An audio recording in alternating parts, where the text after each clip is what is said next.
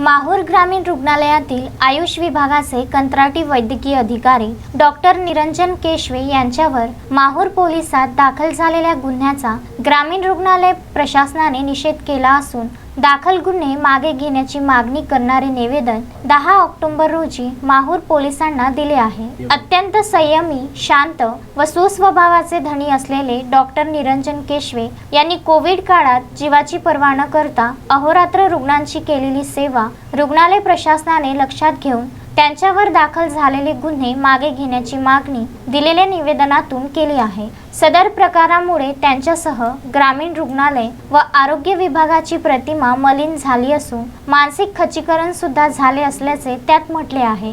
निवेदनावर वैद्यकीय अधीक्षक डॉक्टर विद्याजिनी, वैद्यकीय अधिकारी doctor Kiran Kumar Waghmare, doctor A D Ambekar, doctor Kulsum Fatema, doctor Sayyad Waseem, doctor V T Sathe, doctor S D Salunke, S C Bothinge, L G Mendhke, M S Kannake, C H Mudale, R H Bilawekar, D N Paltakar, S P Gedam, P R Jude, A R Karade, T M Shende, G R Bhopale, S O Munginwar, K B Nomulwar, P R Kacchalwad यांच्या स्वाक्षऱ्या आहेत। डॉक्टर निरंजन केशवे यांनी कोविड काळात केलेले उल्लेखनीय कार्य लक्षात घेऊनच वरील मागणी करण्यात आली। त्यासाठी कुठलाही दबाव येण्याचा प्रश्नच नाही। टाकलेली जबाबदारी आपण निष्ठेने पार पाडणार। अधीक्षक पदाचा पदभार स्वीकारल्याने काहींचे षडयंत्र सुरू असल्याबाबत आपल्याला कल्पना नसल्याचे वैद्यकीय अधीक्षिका डॉक्टर विद्याजिने यांनी सांगितले।